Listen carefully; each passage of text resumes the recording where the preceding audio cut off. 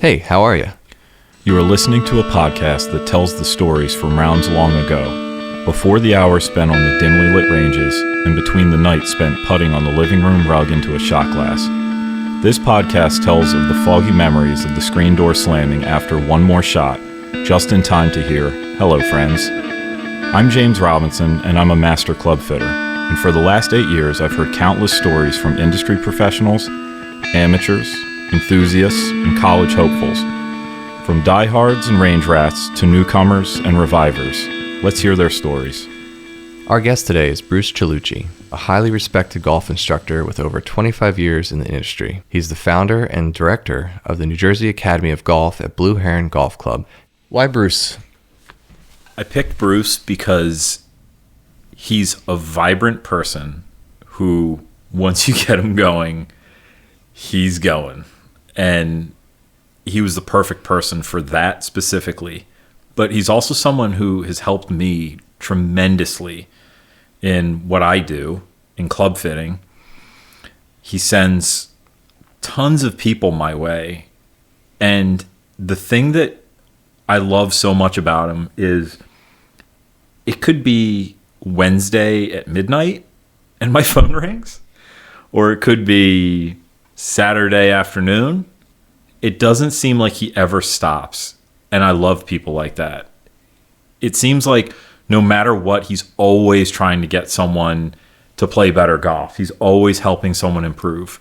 All right, let's get into the conversation. Let's, there's a specific story. Are you recording? Oh, yeah. Oh. Yeah, we're nice. All right. We're good. Well, Bruce, hey, how are you? I'm doing well. We talked a little bit on the phone, first time meeting you, but we talked a little bit on the phone. You mentioned a story where you talked to the governor of Delaware when you were... Yes. So it's a blur, but so basically, my science teacher taught me how to play golf.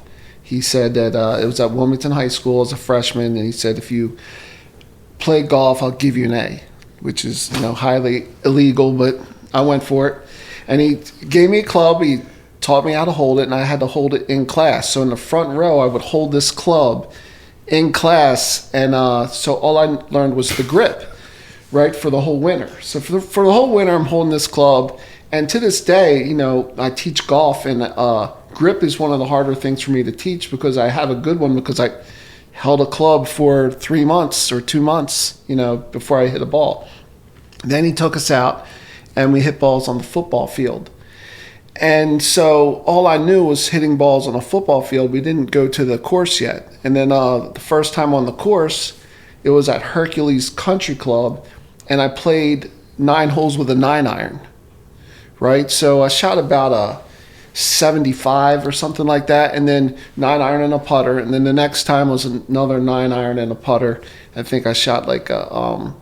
Now the first time was once... The second time was probably in the 70s area. The first time I think it was more like 80 or 90 for 9 holes. I remember doubling it. I remember it was like 172, then 150. Even though I only played 9, I was thinking 18 as a kid. And then quickly got into the low 100s, maybe like 5th time out.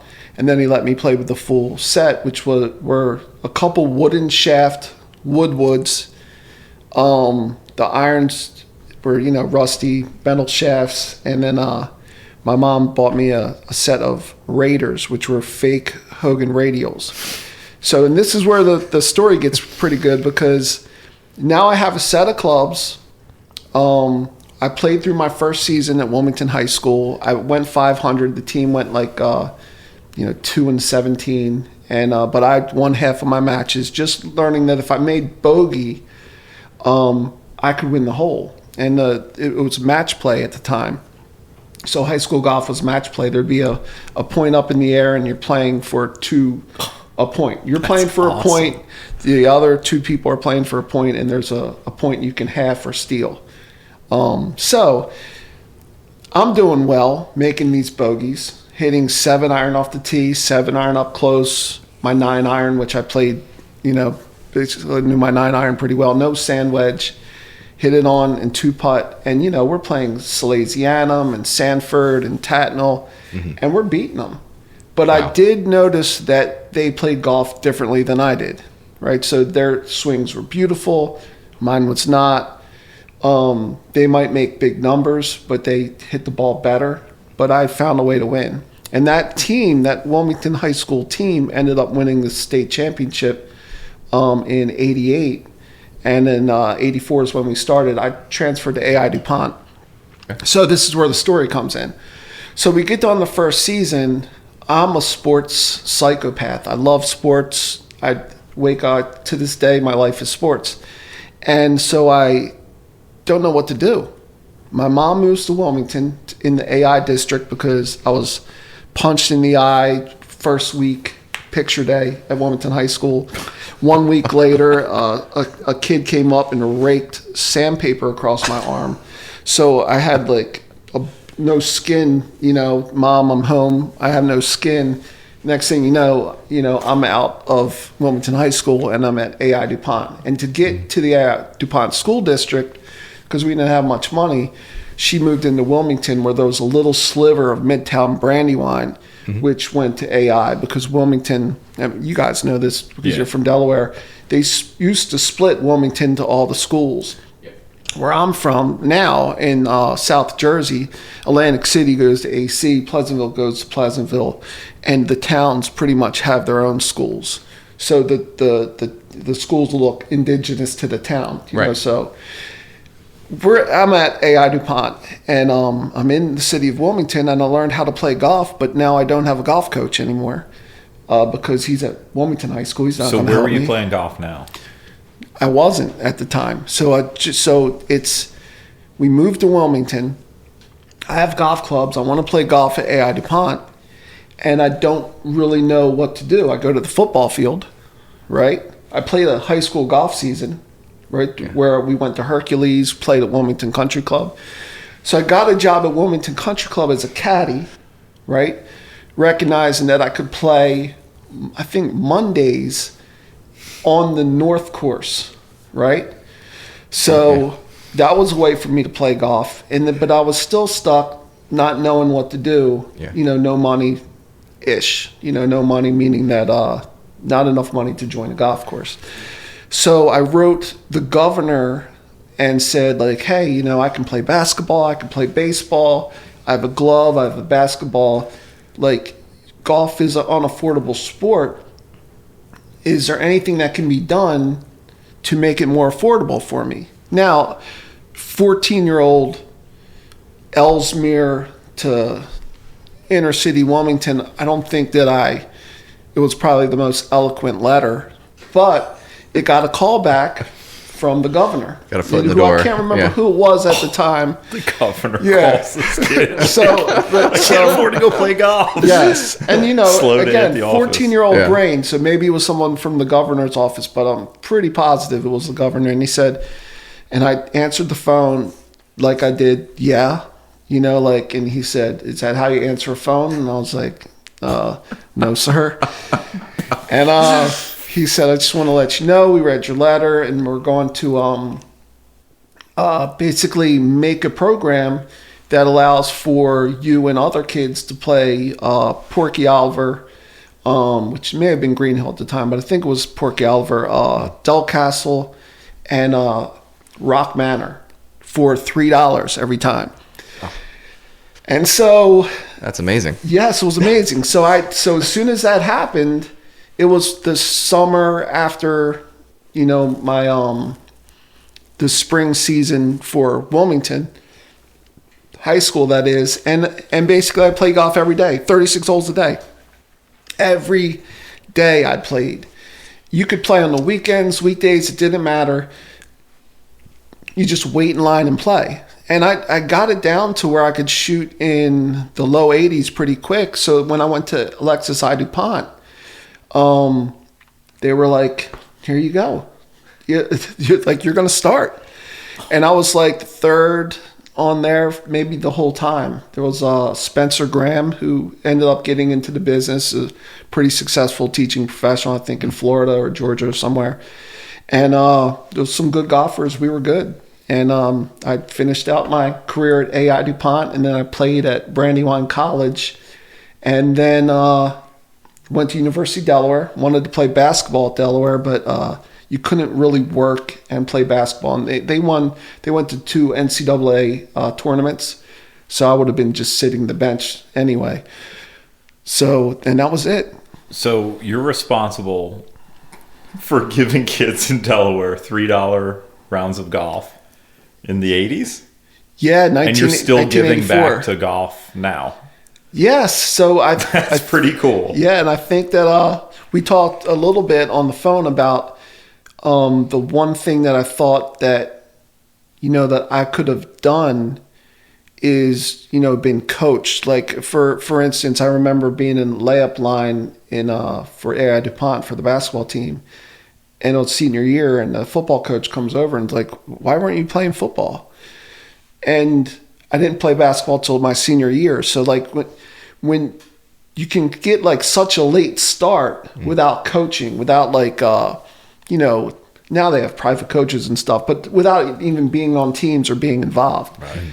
So I think what happened with me is I wanted to change that for a bunch of people. So, I don't know how many people I've taught at this point, but I teach golf now, and I feel like I'm giving everybody an opportunity to know what I know while they're still, 14, 15, 16. And that's my job, because I tell all my students and the parents, so I'm 55. If you know what I know about golf and you're 17 and you can hit it 300 yards and you know everything I know, you can play professional golf. You can play D1 college golf, you can play D3 college golf, because it's a learned game. And so if you don't get to learn it, you're not going to be that great at it. You can't figure that game out on your own. Very true. Yes. Yeah, so that's in a nutshell the Delaware golf story. That's amazing. And then how do you wind up in Atlantic City? So in Atlanta, that's okay to ask. Yeah, no, it's fine. I was playing in a metal rap band called West Side Stories. I was at University of Delaware. I wanted to try out for the Delaware Blue Bombers, which was like an ABA team at the time. And the band broke up. I broke my ankle. I got a D in some class, and it was all within the same month. And so I was just like, I'm not meant to be here. And I went to South Jersey to help teach martial arts with a friend, Mark Modesto.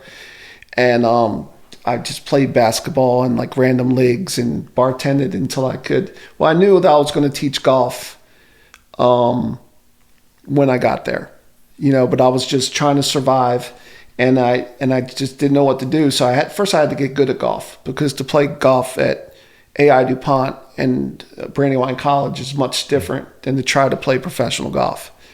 So I did the same process. The only difference was now I had money.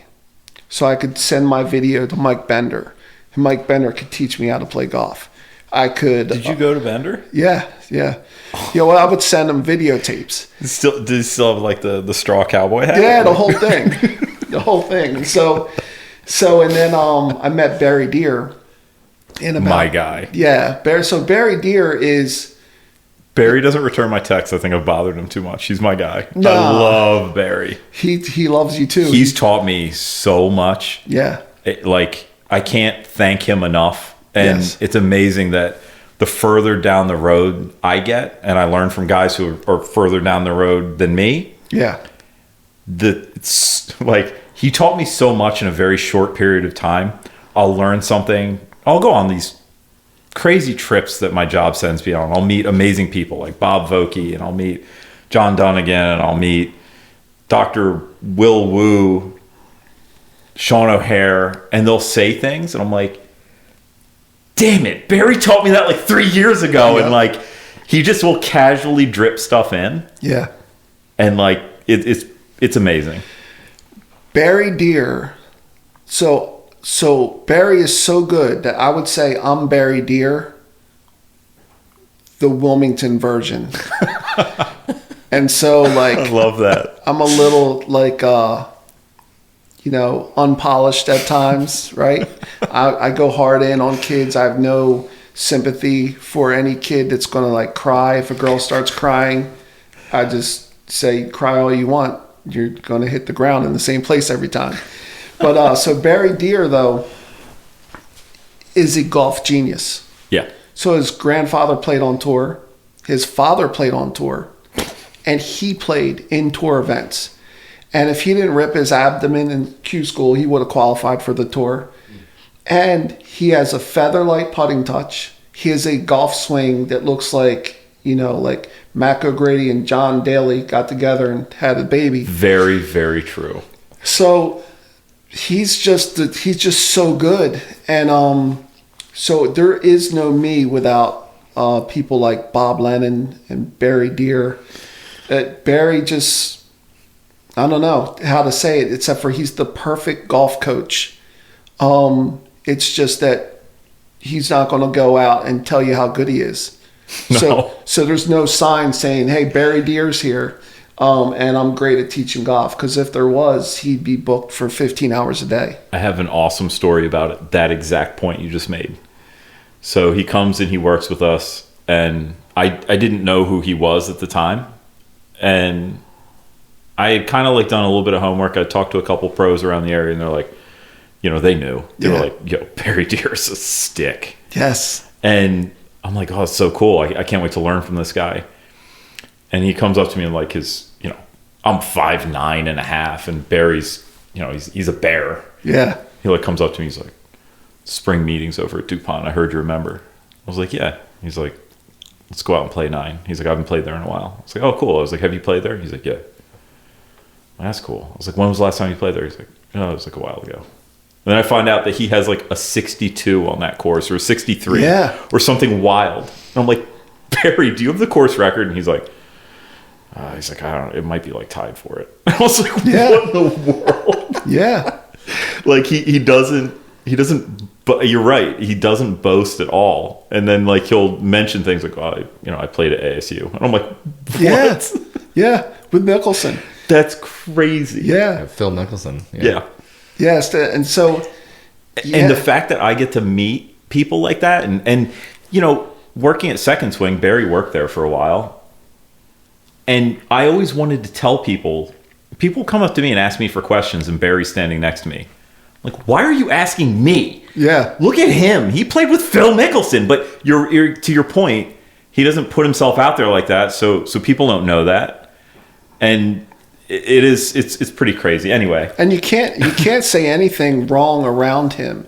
So if it's a meeting for the PGA and the teacher's presenting and the teacher says something that's not true, Barry will raise his hand because he feels that he doesn't want the whole crowd to not know. And just like Craig Deer, his father, who worked with me at Valley Brook for like 4 summers until he passed away, he did the same thing. So Barry said to me one time, this was one of the best compliments I ever had, was he goes, Bruce, you're not scared to teach with me listening. And he goes, there's a lot of people that would not have me as an assistant because when you talk, you're under a microscope. You can't be wrong. In fact, sometimes if I'm not sure, in front of 35 people, I'll go, Barry, am I right on that? He'll go, you're right, Bruce. And I just continue on. Like, so if I'm confused, I look over and huge vote of confidence from Barry. Yeah. So it's hard for him to get a relaxed second banana position because I think everybody in the industry knows he's the first banana, but he just has the second banana laid back vibe, if that makes sense. Very true. So he's been great for the academy, and when all those players come and they look good, it's Barry Deer. Yeah. There's Barry Deer's DNA on all of my students, and I make sure that happens when I teach in groups. We go through 70 players every Saturday, and then maybe 40 more on a Sunday, teaching in groups, hour by hour. And Barry Deer has his DNA on all those players. That's very cool. So where did you go and play after that? After Brandywine College. Yeah. So I gathered myself, from leaving Delaware, in a huff. And I figured out that I wanted to coach golf. So I only played enough to get myself on the plus side of handicap. I got to like a +2. I did a U.S. Open qualifier at Ridge at Backbrook. I played as an exemption in some section events. And then I would play in pro-ams, from the local pros that would let me play in a pro-am. But I never played like big money games because I was always teaching golf. And those tournaments were basically like, 7, 8, 9 in my whole career. That's it. That's all I played in. And I passed my PAT twice because I have some sort of problem with reading and comprehending. So I can pass a PAT and I can teach golf, but I don't understand like the business one. And when I look at it, it's hard for me to understand what I'm looking at. So like, I taught Joanna Coe, who hopefully is online to being a president of the PGA. And I taught her from a 10-year-old to... You taught Joanna Coe as a 10-year-old? Yeah, from scratch, from Here's a Golf Club. What? Wow. Yeah. Oh my God. Yeah, to 8 majors. And that's wild. Oh my God. Yeah, so hopefully when she gets to the top, she can wave a magic wand and give me my Class A, because I'm never going to get it on my own. I don't think I could do it. You can definitely do it. I hope. Yeah. That's so cool. Holy shit.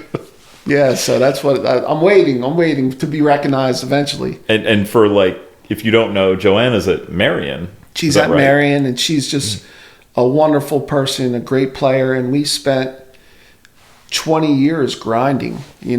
So she won the national championship. We qualified for U.S. Opens with me on the bag and me dealing with the ups and downs, playing at Rollins, 11 wins there, Hall of Fame there, PGA Women's Player of the Year.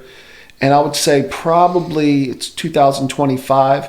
She'll come see me maybe once every year and a half, like if she wants a second opinion, because I think that she probably get some help from Pat Coimer, the other pro that's at Marion. It's Nick Iacono. Nick Iacono, yeah. He's really good. And Dunnigan, like you were saying. So she's got a good group around her. So when she comes and sees me, she's pretty much on point. And, I think the last time I saw her, I was just, she got zeroed out on her plane and was stressed because she didn't have a predictable ball flight.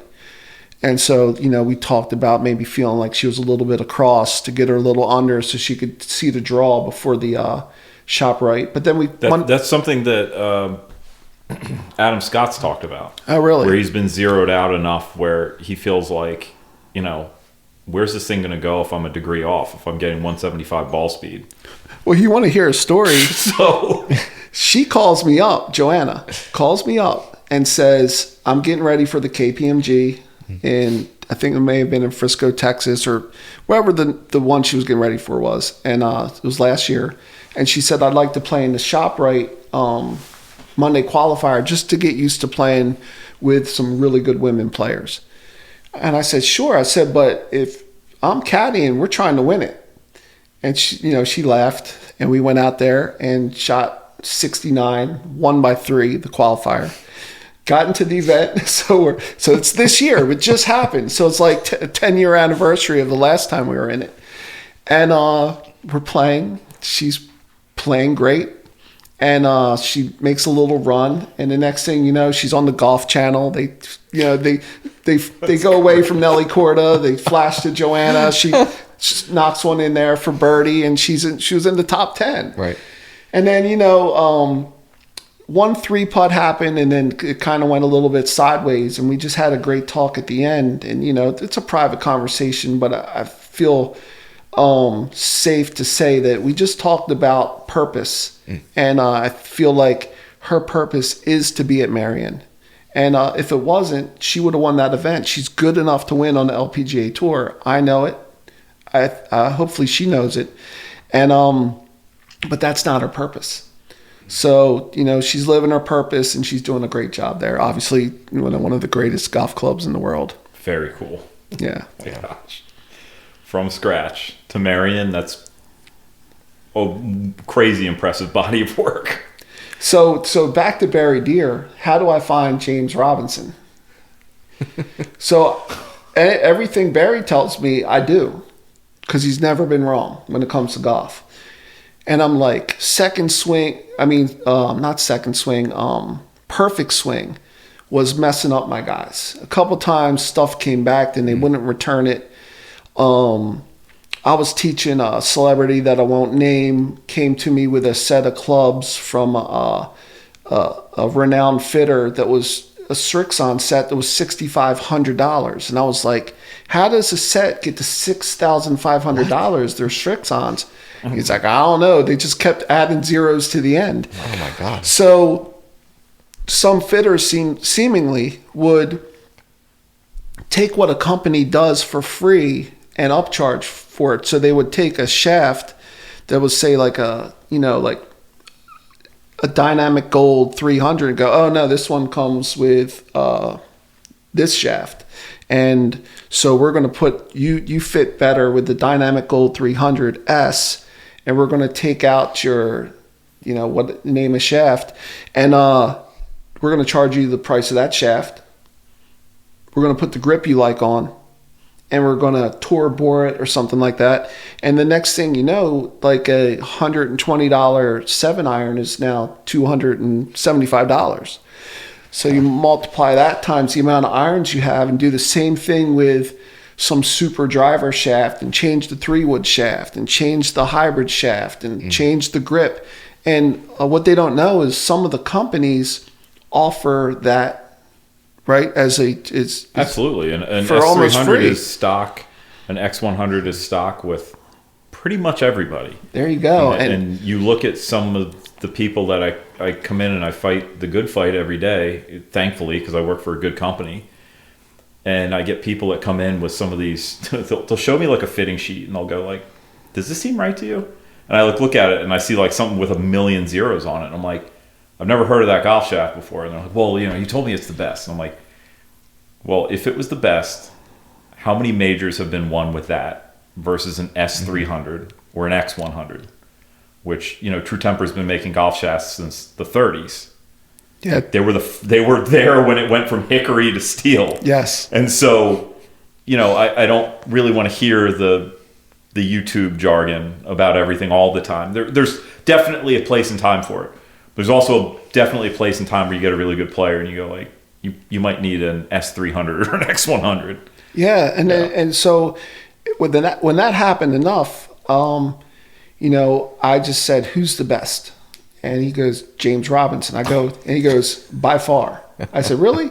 And I said, okay. So since then, just to let you know, like how coachable I am by Barry, like how I can take some of that information, or Bob Lennon, who taught me so much, right, is I listen, I actually do it. So now when someone comes in, and I have a Callaway account, and Matt Roundenbush is so nice to me, but at the end of the day, he probably would like me to sell 50 sets a year through my account. But the problem is that I want what's best for my person.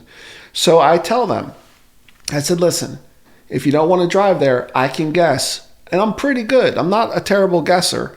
But I go, there's a person that you can lean on for the rest of your career. And Second Swing seems to be a place where you get good trade-in value, and they recognize if you've been there before and you're getting your second set of clubs there, and there's something to be said about that. And everybody comes back fit perfectly. Man, the drivers are spinning 22, 2400. They're launching at 13, 14, 15, whatever it is, and they're good, and they love their experience. So it's such an easy. It's not even a sell. It's just I want my players to be good. I can't do anything that's going to hurt them. I just want them to be better. And we appreciate that because we know that people are coming, you're in Atlantic City and we know people drive past a bunch of golf shops to come see us. So when we get there in the morning, like that's our first thing. It's like, hey, you're going to come in contact with people who are driving hour and a half, sometimes like 3 or 4 hours to come see you, like make their day better. And that's kind of like what drives a lot of us to do a good job every day is that, but also knowing that you're getting someone who's putting a lot of time and work into this.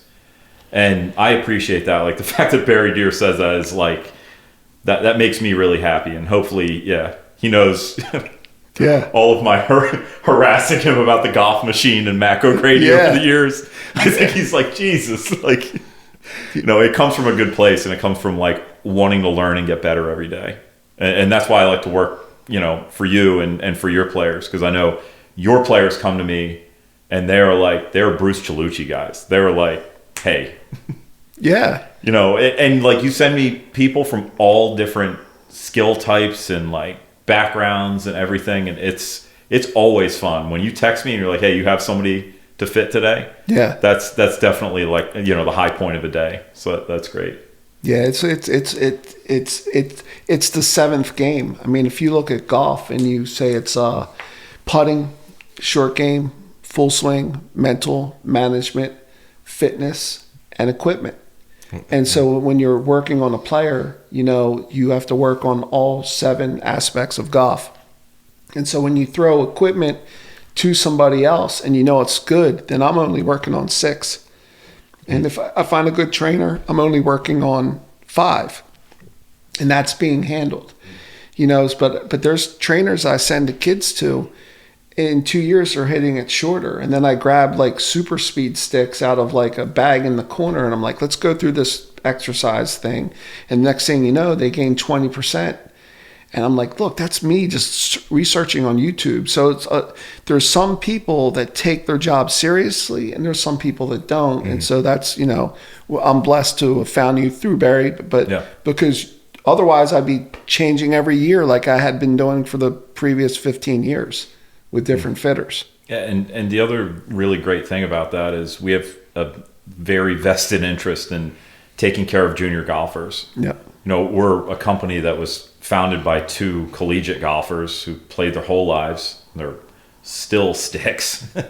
And, my favorite thing about my company is that when I first got a job there, they were like, your job really isn't to sell. That's not what you're doing. You're here to fit golf clubs. And that can mean different things. That can mean like the person comes in with perfectly fit clubs, in which case don't sell them anything. Right. They come in and they're completely off and they're playing the wrong stuff, in which case get them into the right clubs for their budget, which is I think the most important part because you have people coming from different backgrounds with, different goals and different, budgets for their project. And then you get people who are very serious and they're taking lessons and they're going to be better. They're going to get better. They're going to go play in high school and college and maybe try and play after that. And it's part of a golf journey. And the fact that I get to be part of people's golf journeys is like the best thing that I do for work. Like that's why I love to go into work every day. And because I could go do a lot of other stuff, but I would so much rather be part of someone's golf journey, like over the years. So thank you for sending me all those people. It's great. Oh yeah, it's a big deal. Yeah, that's great. It's funny that you were saying how James is a great fitter, and we were in a fitting, but the 2 of us, and people were coming in and say hello, and they were saying, this guy's the best, and not to toot your own horn, but it is true. And you have the player's best interest when you're fitting them. So it's great to have that resource literally in my backyard here. So awesome. Yeah, that's good. Yeah. Yeah. Not to say anything negative, right? Does anybody or does anyone come in and you're like, wow, that was a terrible fitting. Like, I can't believe, I'm so sorry that you were fit like that. You're not an inch over and you're not 2 degrees upright. You're 5'8". Like, have you ever seen like anything crazy come in? I see crazy stuff all the time. I see like, YouTube does. I'm sure you see that, like Yeah. people getting weird instruction tips from YouTube or Instagram. I see a lot of people come in with ideas that they see on YouTube, or I get like college kids now are coming like GPT told me that I need this shaft based off of what I told it. And I'm like, what in the world? I see crazy stuff. And I see other practices that are probably older, like fitting practices that probably would have been passable in the 90s that are maybe still out there. And I look at it and I go, well, there's newer data that shows that if you're 5'8", you shouldn't be playing like an inch and a half over. Right. Yeah. I do see wild stuff like that. How about the Mizuno, the thing that goes on the club? The shaft optimizer? Yeah. That's like, I think, a really good resource for some fitters. I think it's very good if you're fitting at a private country club and you want to check your work. I think in certain cases, it's very accurate. For me, I use it and it will give me really wild options. Like, so there was one time, I've used it before in the past, during different like iterations of it. I've used it and it's given me 105 gram Motus 3 Tour stiff. Right. And I've gotten it and it's been like, you should play a Dynamic Gold X100. And they're completely different shafts. I actually took its recommendation of X100s. Right. And I still play them. And I probably don't fit into exactly what the archetype is of somebody that plays X100s, but they are the best shaft I've ever played. So they're still in my bag. So it partially fit me. Yeah. But Kinda it's cool. also given me some wild recommendations for people. Well, and I try them too, because like the thing about shafts is that it's a timing mechanism, and there's no such thing, in my opinion, that I've seen of like people that are like shaft gurus. Like they'll like, you see that sometimes, like that's out there if you've never heard of it. Like there are people that are like, oh, you need this shaft because of X reason. It's like, well, we have a launch monitor that's accurate to within like half a yard. Put the shaft in the head and let's see what it does. That's the biggest problem that I see, is like conventional wisdom that makes it into a demo bay. And it's like, this is a scientific thing. Right. Like I'm going to make a hypothesis. I think you need this. Let's put it together. Let's hit 6 shots. Let's look how the data changes. I'm wrong a lot. Yes. But that's the whole point of what we're doing. If I'm wrong, let's go back to the drawing board. It might be something else. Right. So let's go try that thing. Let's throw that thing in there. And then you get to a point where you're like, I'm wrong about these things, so it must be this. And by process of elimination, a lot of times you get to the right thing. And you're like, I would have never thought of that. Or sometimes it's easy as like, sometimes it is easy. And you just go like, it's this. And Right. you seem to be kind of right. But that conventional wisdom of like, you need this shaft. That's right for you. That's sketchy to me. That's super, super sketchy. Is there a shaft you see opinion. in an iron that as soon as you see the shaft, you know that it's not the right shaft and they got it for whatever reason? Like, I'll give you my example of that. The big one that I see is the Aerotech. And the reason why I say that is because when I was with Nike, I had the rep, Lisa Turquati, was so like laid back, and I was friends with her. So she would say, Bruce, get whatever you want. So I would go, I'm getting this with the Aerotech. I just looked and saw what was the most expensive one, what's the most expensive grip. And so I had this set of clubs that no one else had. And then I would hit them and I'd go, oh, yuck. You know what I mean? And it wasn't that Aerotech was a bad shaft, but when I see somebody come in with the shaft, I'm always wondering, like, I'm wondering if that was the best shaft for them, or they went with, like I did, where they saw it was X amount of dollars. Mm-hmm. So it was like a flex shaft. Like I'm flexing on how much money my shaft is. I see that more with drivers than with iron shafts. I see that like people will come in with like crazy, like wildly expensive driver shafts. Like I'll get guys who are swinging like 102, 103 miles an hour. And they have like a Ventus Velocore Black. Right. Like 6 or 7X. Because it's like what you see guys hit on tour, and it's like you're swinging 102. Yeah. And they're swinging like 115. And there's nothing wrong with that. You know, there are guys on tour that don't swing 115. Yeah. Let's get you into a shaft that fits you better, that makes the ball fly, that makes the ball launch with what your ball speed is and your attack angle. Right. And that's like scientifically how it's done. Like Ping lays this out for you. It's a physics problem. Right. And so if you treat it like a physics problem, you get to the right answer pretty quickly. That's pretty cool. cool. Physics works every time. Yeah. Yeah, it's worked forever. Yeah. Yeah, it's nice having like science back that up, and you can go back that the proof is in the pudding. So, Right. Exactly. Yeah. And sometimes you get to things that don't work, and that's why fitting isn't a foolproof thing. Where I'm like, sometimes I beat my head in the wall because I'm like, this should make so much sense. And we try something. Like years ago, I fit this guy who was, I think he was teaching at the Greenbrier. This is like going back like 6 or 7 years.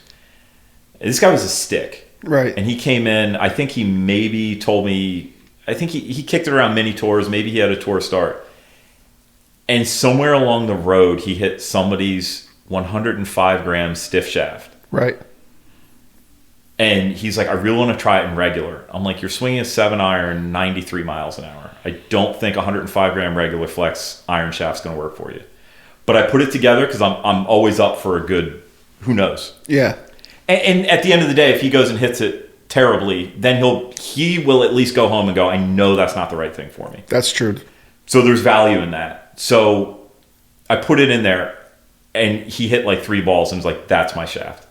I was like, what?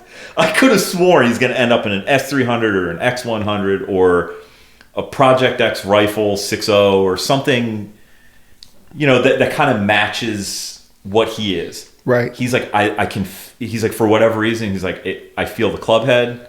I guess maybe it helped with the swing weight of the club, or he just felt the shaft load and unload how he wanted it to. Right. And that was it. So I was like, wow. So when you have cars, right, like a Tesla that, can go 0 to 60 in 2 seconds, there's people that still want like a 1970 Chevelle, or they want like a Mustang 5.0. Mm-hmm. I'm wondering if there are clubs that are so classic that they feel so good that there's people that just want to play with an old club, because you have all the old clubs too, right? So you could possibly get like some Titleist 690s, and someone is Classics. saying this is better than anything that's out there, even if it doesn't go farther, even if it doesn't launch as high. It's just better. Is there any of that? Those are the fun ones, Yeah. and I only get a couple of those a year. And because like that's the other part of this, where it's not always like I'm going to be a competitive player, so I need like every little tiny edge I can get. Sometimes it's like somebody who has a profound love for the game, and I get that. You know what it is most of the time for me? It's people that come in and they want Wilson staff blades. Here we go. Here we go. They come in, they want to hit Wilson staff blades, and I'm always like, all right, and they're coming from, I don't know, one thing. They're coming from like TaylorMade P790s or something. Right. And they want to hit like a Wilson staff blade, and I'll give it to them.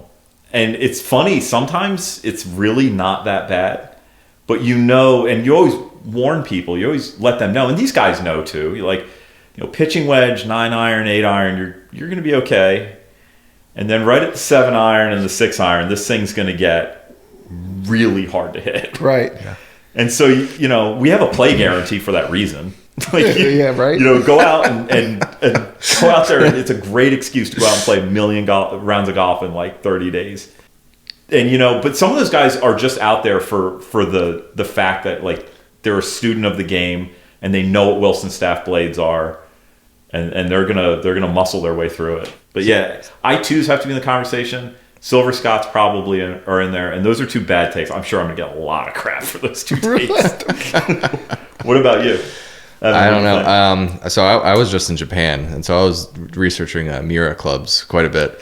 And so at some point, and you're gonna have to help me out with this, but at some point, Miura made clubs for Titleist, and they were in. And they can neither confirm nor deny this, but I think they know what the right answer is. But Miura sent those to Titleist, and those were Tiger was playing with at one point.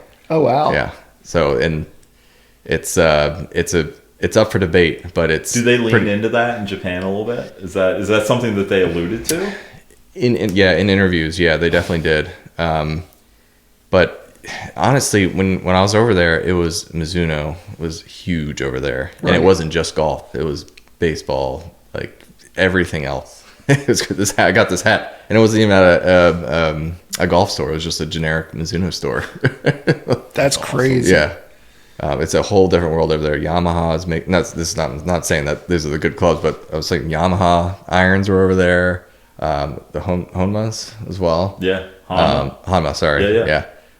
They have. It's like it was crazy just seeing everything. I'll have to show you some pictures later, but it was quite an experience. But that's nuts. Well, I was always hoping I wonder if they can tell that my golfers can swing the golf club. I don't wonder if there's like Dunnigan's, Bob Lennon, there's so many golf instructors, right? Mm-hmm. Because every golf course has 3, basically, and sometimes more. You have your head pro and, a couple assistants, and sometimes you have a director of instruction, a couple people under that.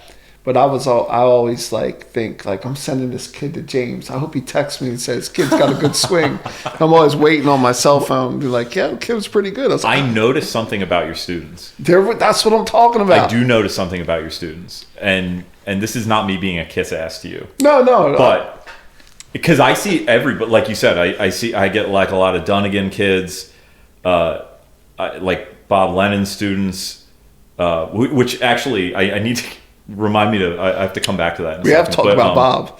We do have to talk about Bob Lennon. Got to talk about because after you told me that, I talked to him for an hour on the phone. No way. Day. I did. I love that guy. So, real quick, when I get people's students in, for you, I've noticed that you always seem to work.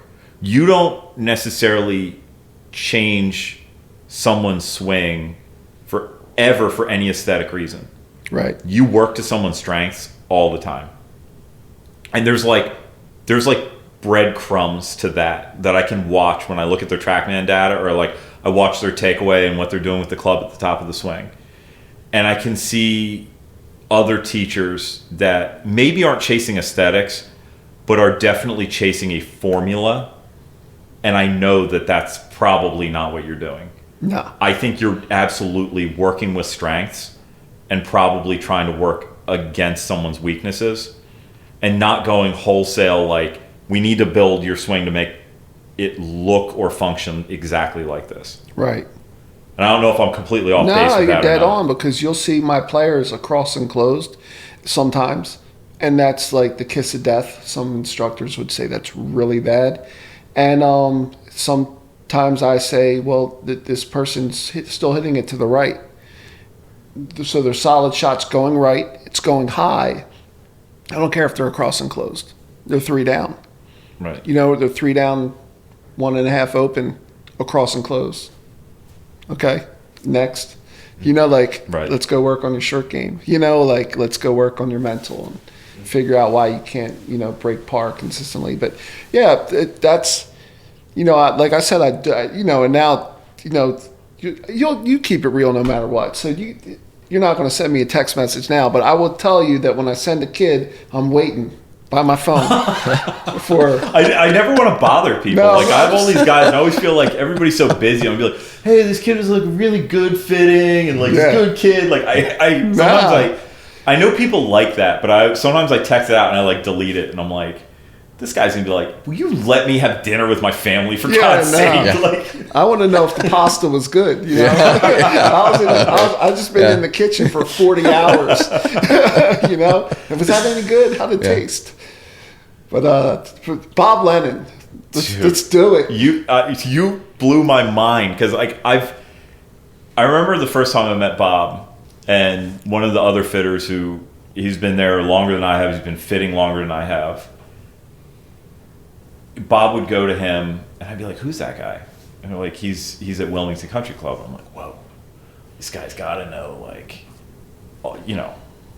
They're not giving that job to me.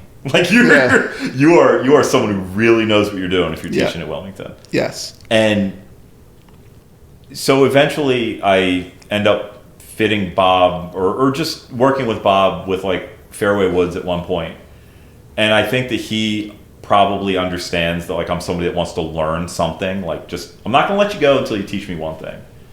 Doesn't need to be anything about my Yeah. game. It can be in general. And so then that's how I started talking to Bob. And then I started talking about teaching and the golf machine. And then this Dunnigan's and Dr. Will Wu's Skilled Coaching Alliance. And we started talking.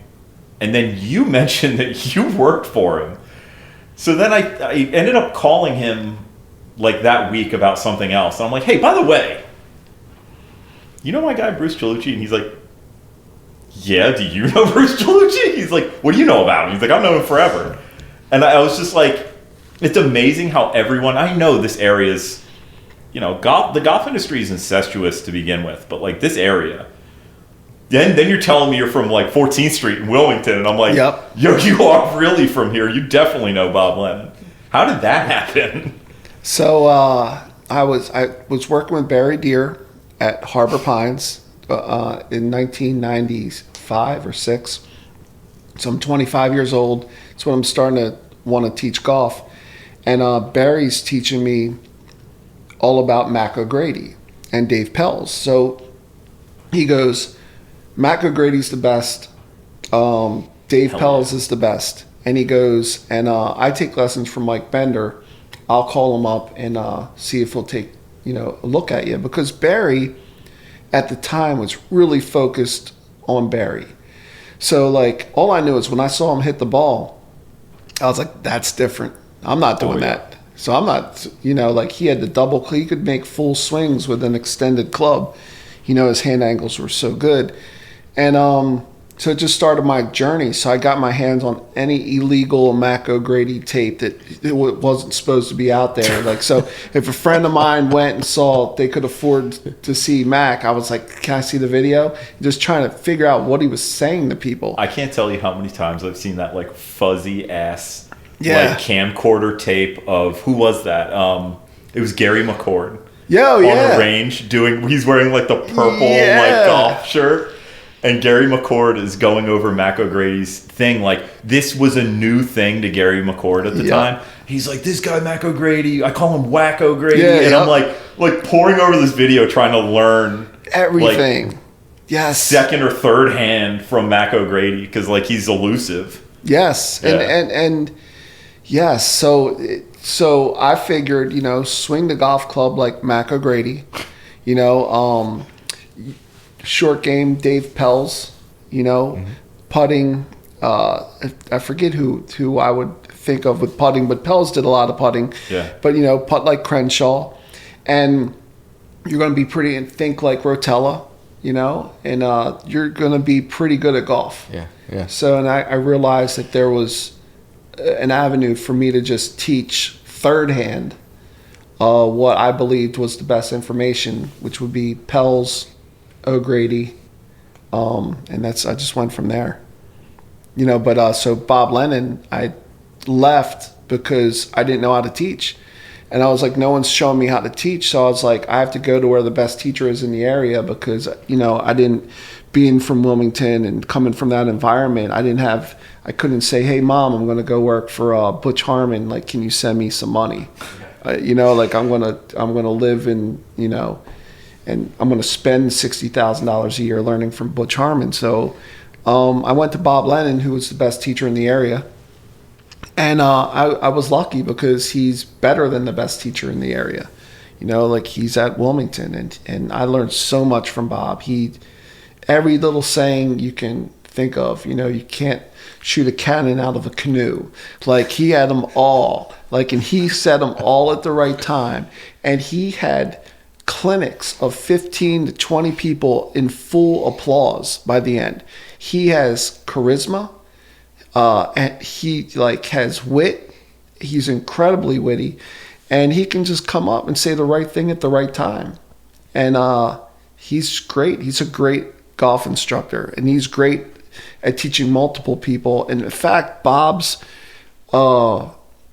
problem would be he doesn't know how good he is at teaching golf. So it's the same thing where, like, I'm the one saying, Bruce Chelucci, South Jersey's greatest golf instructor, when I work with the greater golf instructor, Bob Lennon, and it's on my cell phone. And I don't think Bob even tweaked on that. He just was like, good for you, Bruce. And he allowed me to be me, the best golf instructor in the history of the earth.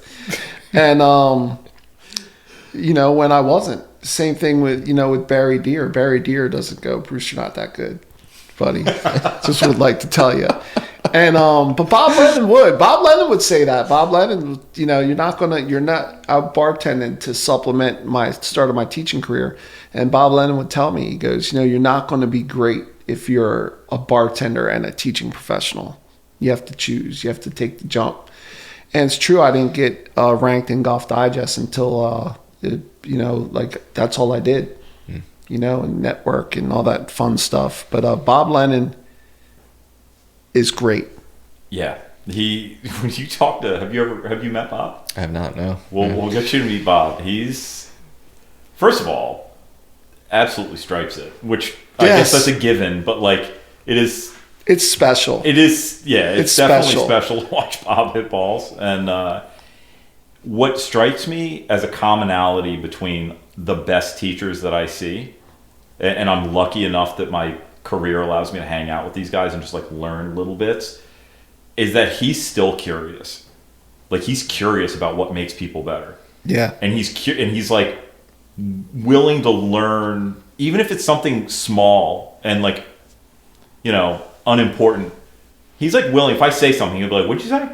He's like, "Why do you think that?" Is Bob Lennon gonna maybe listen to something that I have to say? And I always I'm quick to shut up because I seem like I'm an idiot. But that's kind of the cool part about, and that's a commonality. I guess that's my point, is that I see that with Bob and I see that with other really great teachers, is that they're still curious about the game, even as far through their career as some of these guys are. Yeah, you're at Wilmington. Where are you going to go next? You're. It's going to retire. Yeah, it's the end. But even if this is hey, this is I'm at Wilmington Country Club. You're still curious about teaching and learning. That's amazing. And you're not going to get. It's like Sean O'Hara, a member there. Is that? So I saw Sean last month at the Skilled Coaches Alliance in Costa Mesa, and I heard him mention that he is. I think he's living in Texas. I think that's where he's from. So if you're a member at Wilmington, right, or play there, and we were I forget what was happening, but I said to Bob, who saw him and maybe played 9 holes with him, I said, Bob, you could get that guy to number 1 again. That guy is unbelievable. We're talking about world-class talent, right? And Bob is so humble that I don't think he would ever go hey, Sean, I could get you the world number 1. Whereas that's something I would say. And so that I don't know what that means other than Bob Lennon is just very respectful to golfers, their golf games, and just doesn't know how good he is. I think Bob would be, there's no difference between Bob Lennon and the top 10 teachers in the world. No way. There's no difference. I believe that. That's pretty awesome. Is there anything unique to this area? So you're interacting with a ton of the local coaches. You obviously coach yourself. Yes. Is there anything unique to the tri-state area that really sticks out to you? In golf instruction or courses? Golf instruction. Golf instruction. So because I'm not around here that much, all I really know is Bob Lennon. Mm-hmm. And I know that the golf courses. Do you know who's at Ed Porky Oliver? Not off the top of my head, no. She came to Blue Heron and ran a clinic, and it was well done. And she was super awesome. Yeah. And the longtime female head pro at DuPont, I think, she sold me my first set of clubs. I don't know if she's still in the game. She's still. Her name is escaping me right now, but I know she still hangs around. Yeah, she was great, and then I called her on the phone and thanked her for selling me my first set of clubs. Yeah. But I remember one thing that I feel about Delaware golf is I think that the golf courses are phenomenal, and I'm sad that Hercules Country Club's not here anymore. But I know I cry a little bit every time I drive past it. It's on the way to my parents' house, and I know it's housing development. It now, was so beautiful. And Yep. then Wilmington Country Club, the North Course, which isn't the famous one, right? Yep. I think if I had a choice to play either, like on a birthday, I'm call Bob Lennon and see if he'll let me play the North Course. And I would like to walk the North Course one more time before I die. And I think that it's just a special, special place. Yeah. And there's just so many, like Bitterman, where is that? Like Exactly. that's so special. Like you don't even know how to get to it. But with Google Earth now, I know where it is. But when I grew up around here, I was like, where is this course everyone speaks of? And I love Delaware golf, and I love Delaware. I can't, there's a slight chance I move back here in retirement and get a job at one of the golf courses around here and just ride it out. That's great. I love hearing that.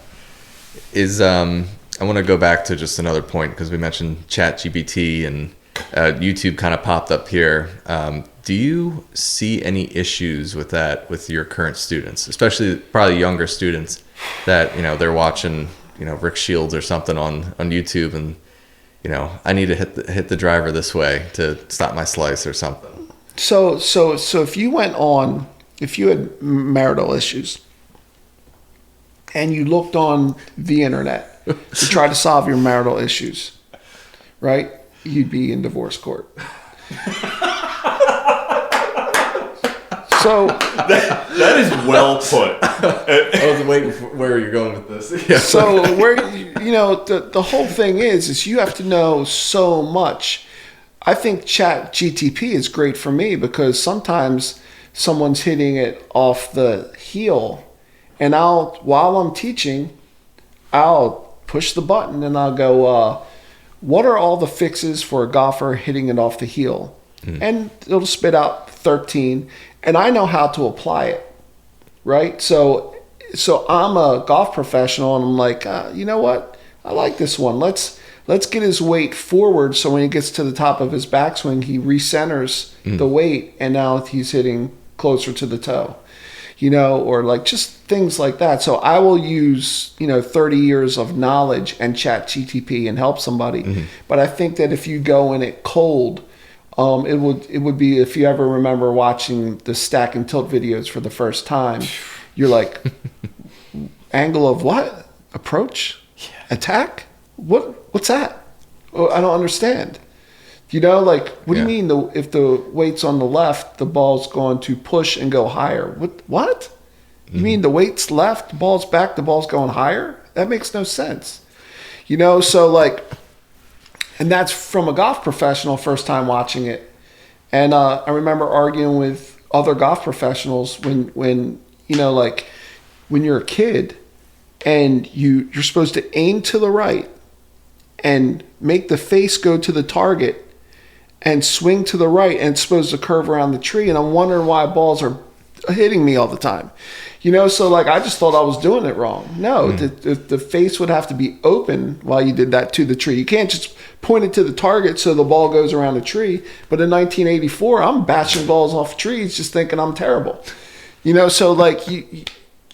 have to be an expert to apply knowledge that AI, Chat GTP, and whatever the one that Google has. Yeah. I forget what it's called. Gemini. Yeah. You're going to get that information, and it still has to be applied. Right. Yeah. So I think that the golf professional is safe, even if they can put a cell phone on you and tell you what you should need to do next, and then Chat GTP. And I think there's going to still need to be an application by a professional of the information. Yeah, of course. Yeah. And just to add to that, I just think there's too much knowledge out there, or too much. There's so many videos out there, and everyone's different. So, someone's swing's not going to be, this is not going to be the cure-all, is basically what I'm saying. Right. So, yeah. If you took Bobby Flay's soup and Gordon Ramsay's soup and you poured them together, even if they're both chicken noodle, you might have a terrible tasting soup. Right. So you have to have a beginning, a middle, and end, and a plan. And the plan could would come from your PGA professional or your teaching pro, I think. My input to that I completely agree. And I think that the biggest thing is it takes a person who has been through it to give that student the, external cue of saying, I need you to put the club head in my hands, or I need you to feel this, or I need you to, put a painter's tape on the middle of the shirt, and I want you to show me that painter's tape to get your chest turned. ChatGPT will never know those little tricks and how to apply that, because there's so much more to this. It takes a person to fix a person's golf swing. Like it may, computers are great because they're going to give you quantitative data, but like humans are. It takes a human to fix a human. Yeah. It's hard for you to believe that it's true. So like let's go for me, like Barry Deere, Joanna Coe, Bob Lennon. Let's call them 3 really good golfers. They don't know how good they are, and it's like it because it takes sometimes. Like I told Joanna when she would play with tour players and beat them for $100, and they go miss the cut on the Symetra tour. I'd go, everyone knows how good you are, but you. So like it takes a human to say that, because ChatGTP is going to go, oh, and by the way, Joanna, you're really good at golf. And Bob Lennon, you're really good at golf. Like you're the best golfer out there. When he's playing in the U.S. Senior Open, or on the Champions Tour. So, Bob, you're great, and Bob Lennon, if he knew how great he was, he would have been on the PGA Tour. That's how well he hits it. So, but that would take a human to pass on that information. A computer wouldn't be able to do it. Yeah, I don't think. Right. Yeah, Bruce, thank you so much for being here. Thank you for being our guinea pig for this episode, and this has just been fantastic. It's going to be great. I'll be listening. Yeah, it's going to be fun. Hey, it was a pleasure. Take care. Yes, thank you. Yeah.